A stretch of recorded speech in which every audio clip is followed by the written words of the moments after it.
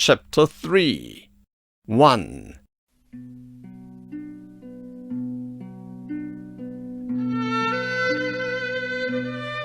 Long, long ago at Solge, Eagle Gorge, there stood a huntsman's hut beneath the sheltering pines. The eagles loved this wild and rocky place, but now they have all vanished without trace. Upon the naked peak sits one lone raven, his plaintive call resounding round the cliffs. Koreans lived here once. They lived by hunting, gathering round the fire to clean their guns and talk about the business of the day. But now their forebears' rusted weapons have been surrendered to the Japanese, and on the lands below they work as peasants, burning the forest, grubbing up roots, and planting millet or kaoliang. 2. Here in the isolation of Solge, the aged Kim Yun-chil has made his home.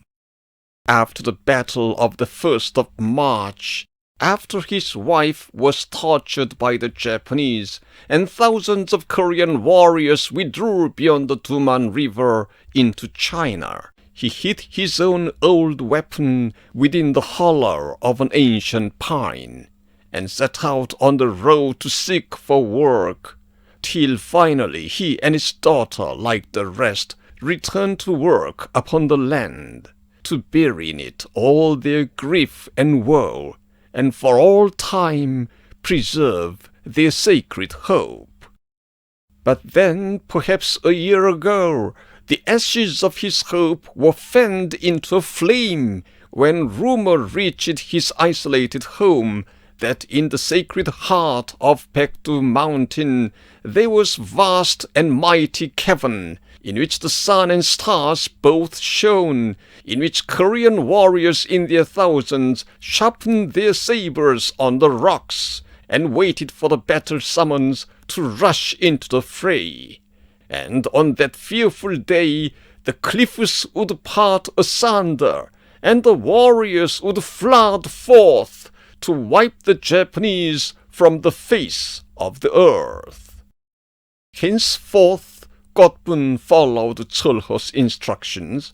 Henceforth, when she would gaze on Paektu mountain, her heart, that had been racked with weary torment, knew peace again, as though the mountain streams of spring had washed away her pain. 3. White-haired Paektu, witness of the ages, the slashing hooves of Genghis Khan's mounted horse left wounds upon your breast, and Toyotomi Hideyoshi's bloody samurai blades were thrust into your bleeding body. 5 centuries of Lee's despotic rule shattered in shame against your flank. Since then, hundreds of thousands of Koreans, rejecting conquest and oppression, have left their native land to live beyond the Amnok River, bearing ever in their hands the sacred torch of freedom. Such is the legacy of Hongyeong-rae and of the mighty heroes of the Kabo War. Our native land, nurtured by Koreans for 5,000 years, is now tormented by the Japanese dragon, and even you, great Paektu mountain, have bowed your head in sad exhaustion. But now the fires of struggle have been lit.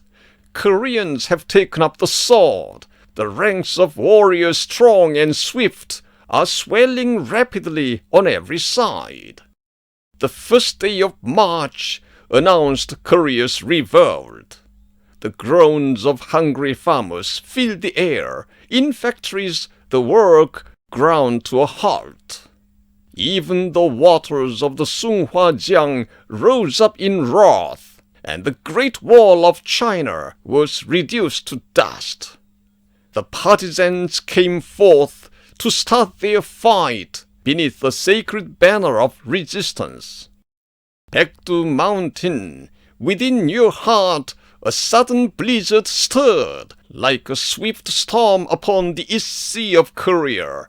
You gazed in wrath upon the cursed foe, invaders from the islands of the east. 4. She was called Godbun for her great beauty, which was like a flower of spring, and for the tender whiteness of her skin. Her childhood flew by quickly in the shadow of Hisan. Living in the lonely village of Solge, she never knew the classroom's discipline.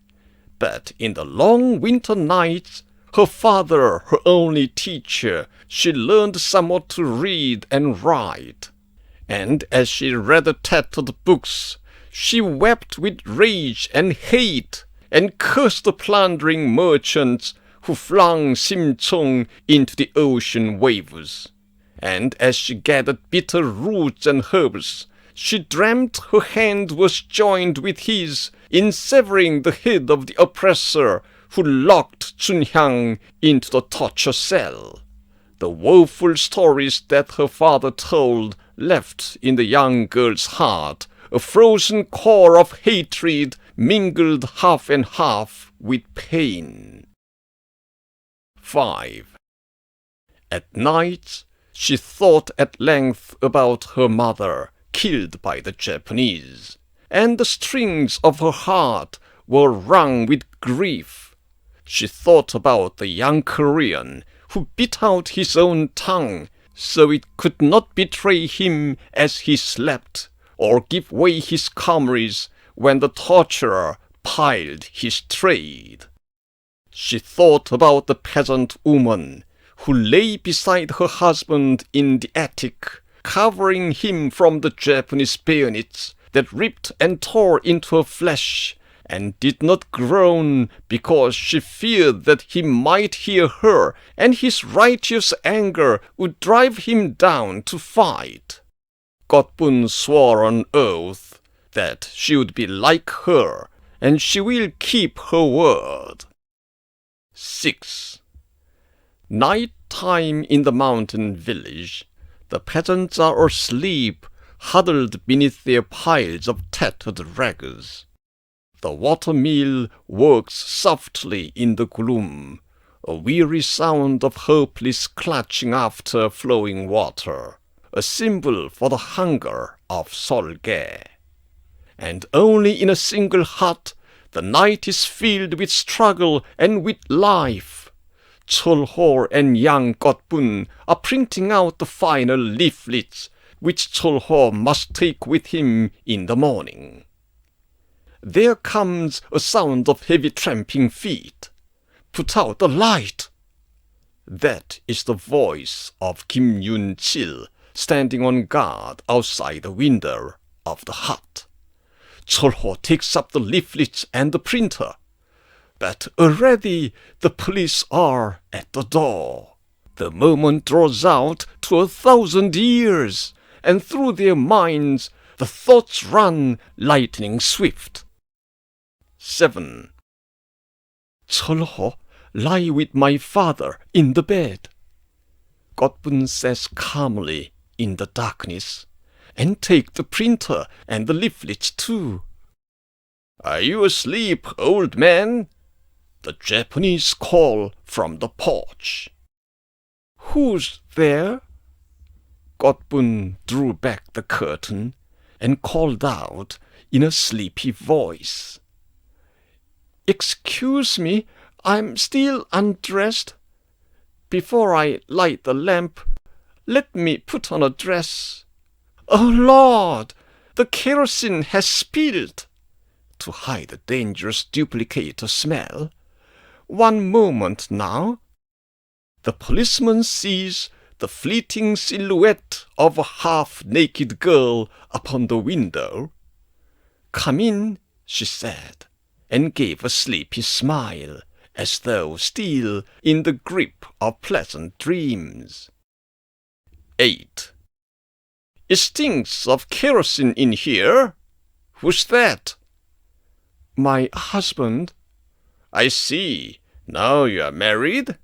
You take much earlier to your bed." "Oh, no, sir. It's already late." "No idle chatter now. Tell the old man to come into the station in the morning." With one more glance around the room, the Japanese withdrew and slammed the door. Godbun hid her blazing face behind her hands. "Forgive me, please." She hurried out into the kitchen. Chol-ho was left alone in the dark room. What a fine warrior and comrade is Godbun! The young man's heart called out in the darkness, and in his heart he went down on his knees before his bold comrade in arms and friend, before this gallant daughter of Korea. Gathering up the leaflets in his hands, Chol-ho went out into the night.